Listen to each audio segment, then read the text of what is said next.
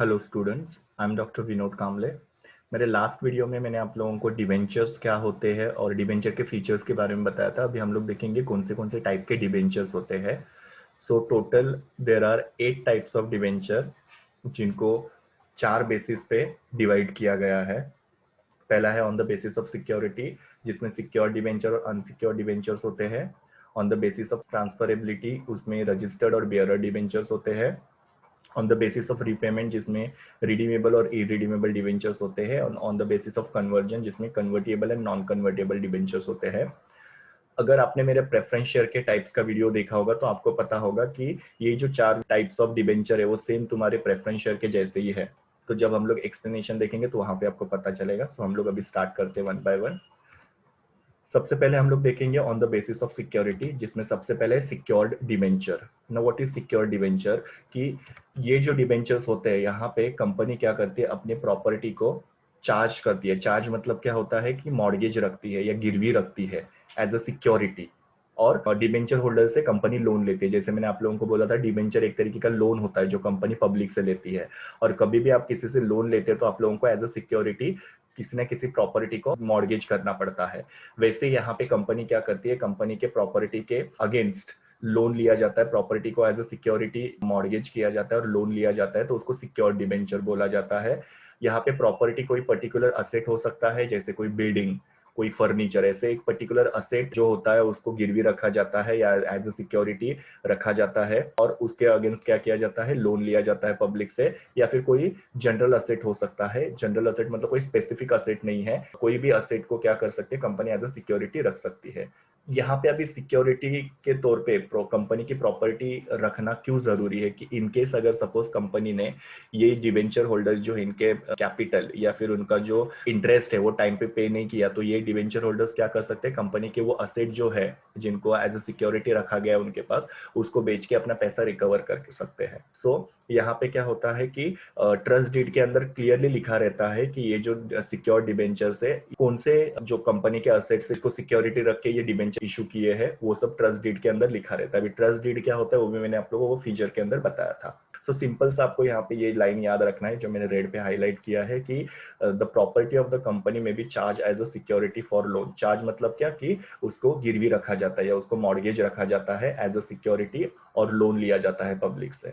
और यहाँ पे आप लोग चाहिए तो और भी लाइंस ऐड कर सकते हो, कि in case if the company does not repay the capital और company does not pay the interest to the debenture holder, they can sell off the assets of the company and they can recover their money. So उसको secure debenture बोलते हैं। Unsecure debenture जो होते हैं उसके opposite होता है, कि यहाँ पे कंपनी अपनी किसी भी असेट को मॉर्गेज नहीं रखती as a security for taking the loan. तो बिना किसी प्रॉपर्टी मॉर्गेज रखे बिना ये लोन लिया जाता है, तो इसको अनसिक्योर्ड बोला जाता है। और कंपनी एक्ट 2013 के हिसाब से अनसिक्योर्ड डिबेंचर इशू करना प्रोहिबिटेड है, means companies can not issue unsecured debentures. Now यहाँ पे क्या होता है कि अगर सपोज कंपनी ने ये डिबेंचर होल्डर के कैपिटल को रीपेमेंट नहीं किया या फिर इनका इंटरेस्ट टाइम पे नहीं किया, तो ये लोग कंपनी के असेट को उठा के लेके नहीं जा सकते, बिकॉज ये अनसिक्योर्ड डिबेंचर्स है। ओके, बट कंपनी एक्ट 2013 के हिसाब से अनसिक्योर्ड डिबेंचर्स इशू करना परमिटेड नहीं है, वो अलाउड नहीं है। तो सिक्योर डिबेंचर जैसे मैंने आप लोगों को बोला, कि जहां पे कंपनी के किसी भी प्रॉपर्टी को एज अ सिक्योरिटी मॉर्गेज किया जाता है और लोन लिया जाता है पब्लिक के पास से।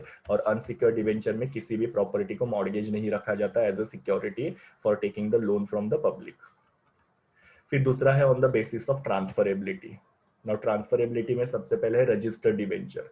नाउ रजिस्टर्ड डिबेंचर में सपोज ये आपका डिबेंचर सर्टिफिकेट है, मतलब आप जब डिबेंचर खरीदते हो कंपनी के तो आपको एक प्रूफ, मतलब डिबेंचर सर्टिफिकेट मिलता है।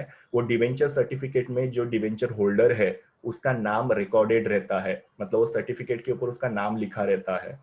दूसरी चीज, कंपनी क्या करती है, डिबेंचर होल्डर का ऐसे रजिस्टर बनाती है। वो रजिस्टर के अंदर वो डिबेंचर होल्डर का नाम, उसका एड्रेस, उसने कितने डिबेंचर लिए हैं, रेट ऑफ इंटरेस्ट कितना है, मेच्योरिटी पीरियड कितना है, all the details are written in the debenture register. तो सर्टिफिकेट के अंदर डिबेंचर होल्डर का नाम भी रिकॉर्डेड रहता है, plus register of debenture holder जो होता है उसके अंदर भी उसके सारी डिटेल लिखे रहते हैं, तो उसको रजिस्टर्ड डिबेंचर बोला जाता है। मतलब ऐसा है यहाँ पे कि एक पर्टिकुलर पर्सन के नाम पे ये डिबेंचर है, ये हम लोग को क्लियर हो रहा है। कहाँ से क्लियर हो रहा है, तो डिबेंचर सर्टिफिकेट के ऊपर उसका नाम है उसकी वजह से क्लियर हो रहा है, और डिबेंचर होल्डर के रजिस्टर के अंदर उसकी सारी डिटेल है उसकी वजह से क्लियर हो रहा है। तो उसको हम लोग रजिस्टर्ड डिबेंचर बोलते हैं। अगर सपोज ये डिवेंचर को आपको ट्रांसफर करना है तो उसके लिए आपको पूरा वो ट्रांसफर डीड मतलब पूरा प्रोसीजर करना पड़ेगा। सपोज यहाँ पे ये डिवेंचर सर्टिफिकेट है मिस्टर राम शर्मा के नाम पे, इसको अगर सपोज मिस्टर श्याम को अगर बेचना होगा तो उसको पूरा डीड वगैरह बनाना पड़ेगा, एग्रीमेंट बनाना पड़ेगा, कंपनी को एप्लीकेशन करना पड़ेगा और फिर बाद में कंपनी क्या करेगी, मिस्टर राम के नाम से शेयर को ट्रांसफर करके मिस्टर श्याम के नाम पे उसको रिकॉर्ड कर देगी। तो जहां पे जिस डिवेंचर के अंदर डिवेंचर सर्टिफिकेट के ऊपर होल्डर का नाम लिखा रहता है प्लस डिवेंचर होल्डर के रजिस्टर के अंदर सारे डिटेल्स लिखे रहते हैं, उसको रजिस्टर्ड डिवेंचर बोलते हैं। अपोजिट उसका होता है बियरर डिवेंचर। ना बियरर डिवेंचर के पहले मैं आपको बता देता हूँ कि आप लोगों ने बियरर चेक के बारे में पढ़ा है। बियरर चेक मतलब क्या, जिसके ऊपर किसी का नाम नहीं लिखा रहता है और थोड़ा वो रिस्की होता है, हम लोग बोलते हैं ना bearer cheque is very risky. वैसे ये जो डिवेंचर होता है इसके ऊपर सर्टिफिकेट के ऊपर किसी का नाम नहीं लिखा रहता है।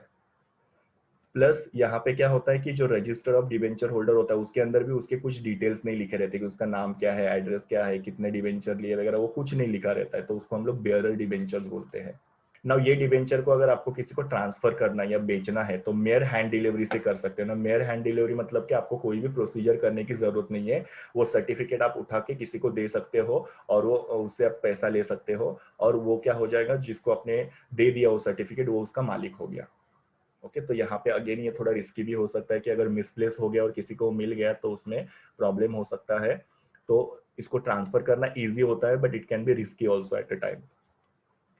ना यहाँ पे अगर तुमको इंटरेस्ट कलेक्ट करना है, जैसे मैंने आप लोगों को बोला कि कंपनी डिवेंचर इशू करती है और हर साल कंपनी डिवेंचर होल्डर को इंटरेस्ट देती है, तो सर्टिफिकेट के साथ एक कूपन अटैच होता है, वो कूपन आपको बैंक में दिखाना रहता है और बैंक आपको डिवेंचर के अगेंस्ट जो भी इंटरेस्ट है वो पे करती है। So again simple registered debenture मतलब जहां पे डिवेंचर सर्टिफिकेट के ऊपर डिवेंचर होल्डर का नाम लिखा रहता है plus register of debenture holder में उसके सारे डिटेल्स लिखे रहते हैं, तो उसको रजिस्टर्ड डिवेंचर बोलते हैं। और यहाँ पे अगर ये डिवेंचर को आपको ट्रांसफर करना है, बेचना है, तो उसके लिए पूरा प्रोसीजर फॉलो करना पड़ता है।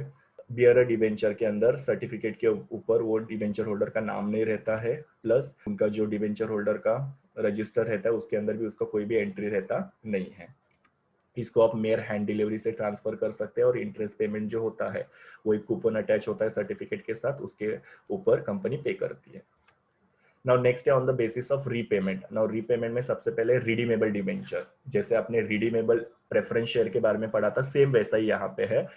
जैसे वहां पे हम लोग ने शेयर प्रेफरेंस शेयर के बारे में पढ़ा था, यहाँ पे डिबेंचर के बारे में। नाउ रिडीमेबल शब्द का मतलब क्या होता है कि जहाँ पे रीपेमेंट होता है उसको रिडीमेबल बोलते हैं। रिडीमेबल मतलब ही क्या होता है, रीपेमेंट। सो जिन डिबेंचर होल्डर का कैपिटल का रीपेमेंट करने का टाइम पीरियड फिक्स होता है कि वो टाइम पीरियड जो होता है वो डिबेंचर सर्टिफिकेट के ऊपर मेंशन किया रहता है, तो उसको हम लोग रिडीमेबल डिबेंचर बोलते हैं। जैसे आप लोग यहाँ पे देख पा रहे हो कि ये डिबेंचर जो है, सपोज इसका डेट फिक्स है कि 24 अप्रैल 2025 को ये डिबेंचर का रीपेमेंट होगा, तो इसका डेट क्या है, फिक्स है और वो डेट उसके सर्टिफिकेट पे भी लिखा है, तो उसको हम लोग रिडीमेबल डिबेंचर्स बोलेंगे।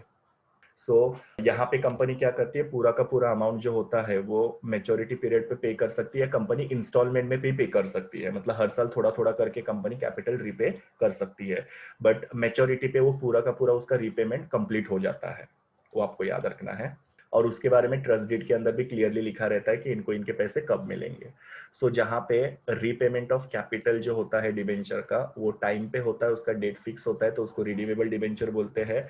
और इरिडीमेबल मतलब क्या, रीपेमेंट ऑफ कैपिटल का टाइम कुछ फिक्स नहीं होता है, ये पैसा जो होता है वो कंपनी में लाइफ टाइम तक रहता है, मतलब कंपनी जब तक चलेगी तब तक ये पैसा जो होगा वो कंपनी के अंदर रहेगा, कंपनी वो पैसा डिबेंचर होल्डर को रीपे करती नहीं है। So this money remains in the company during the life time of the company. और कंपनी जब बंद होती है, लिक्विडेशन होता है कंपनी का, तभी ये पैसा क्या होता है, वापस किया जाता है। सो जो डिबेंचर होल्डर का कैपिटल का रीपेमेंट का डेट फिक्स होता है उनको रिडीमेबल डिबेंचर्स बोलेंगे, और जिनका कैपिटल का रीपेमेंट का डेट फिक्स नहीं होता है और इनका कैपिटल कंपनी में लाइफ टाइम तक रहता है, तो उसको हम लोग इरिडीमेबल डिबेंचर बोलते हैं, जिनका पैसा कंपनी लिक्विडेशन होने के बाद में या वाइंड अप होने के बाद में रीपे किया जाता है। नेक्स्ट है on the basis of conversion. पहला है कन्वर्टिएबल डिबेंचर।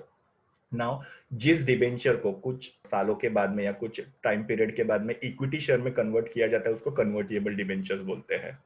नाउ इसके बारे में भी एक्सप्लेनेशन मैंने आप लोगों को मेरे जो मैं टाइप्स ऑफ प्रेफरेंस शेयर पढ़ा रहा था उसके अंदर मैंने बताया था आप लोगों को कि क्या होता है ना, कभी कभी कोई कंपनी बहुत अच्छे से परफॉर्म करती है उनका प्रॉफिटेबिलिटी बहुत अच्छा होता है, तो उस केस में क्या होता है कि जो डिबेंचर होल्डर होते हैं वो लोग अपने डिबेंचर को इक्विटी शेयर में कन्वर्ट करना चाहते हैं, बिकॉज क्या होता है डिबेंचर में उनको फिक्स इंटरेस्ट रेट मिलता है, अगर इक्विटी शेयर अगर वो लोग कन्वर्ट करेंगे तो उनको ज्यादा डिविडेंड मिल सकता है, तो इसके लिए वो लोग क्या करते हैं अपने डिबेंचर को इक्विटी शेयर में कन्वर्ट करते हैं। तो जो डिबेंचर्स है वो कन्वर्टेबल है कि नहीं वो उसके सर्टिफिकेट के अंदर लिखा रहता है, जब आप अप्लाई करते हो तो वहां पे आपको मेंशन करना पड़ता है कि आपको कन्वर्टेबल डिबेंचर चाहिए करके, और इसके लिए स्पेशल एक रिजोल्यूशन पास किया जाता है जनरल मीटिंग में, और फिर बाद में ये डिबेंचर पब्लिक को इशू किए जाते हैं। तो आपको यहाँ पे सिर्फ एक याद रखना है कि जो डिबेंचर एक पर्टिकुलर पीरियड के बाद में इक्विटी शेयर में कन्वर्ट हो सकते हैं उसको कन्वर्टेबल डिबेंचर बोला जाता है, और उसका रीजन भी मैंने आप लोगों को बताया कि क्यों इसको इक्विटी शेयर में कन्वर्ट किया जाता है, और एक बार वो कन्वर्ट होने के बाद में उनको इक्विटी शेयर होल्डर के सारे बेनिफिट्स मिल जाते हैं। नॉन कन्वर्टेबल डिबेंचर मतलब जो डिबेंचर को हम लोग वापस से इक्विटी शेयर में कन्वर्ट नहीं कर सकते उसको नॉन कन्वर्टेबल डिबेंचर्स बोलते हैं। तो इनके जो पैसे होते हैं ये इनको एक पर्टिकुलर टाइम के बाद में वापस किए जाते हैं, इनके डिबेंचर्स को कभी भी इक्विटी शेयर में कन्वर्ट किया जाता नहीं है। एक चीज हमेशा याद रखा कि डिबेंचर को या प्रेफरेंस शेयर को हम लोग इक्विटी शेयर में कन्वर्ट कर सकते हैं, पर इक्विटी शेयर को हम लोग डिबेंचर या प्रेफरेंस शेयर में कन्वर्ट नहीं कर सकते हैं। So only you can convert preference share and debenture into equity share, but equity share can not be converted. और ये सारे मेरे यूआरएल है जहां से मैंने इमेजेस ली हुई है। आई होप आप लोगों को सारे टाइप समझ में आए रहेंगे डिबेंचर के। Thank you so much. We'll meet in the next video. Please do like, share, comment, and subscribe to my YouTube channel, and also recommend my channel to your friends.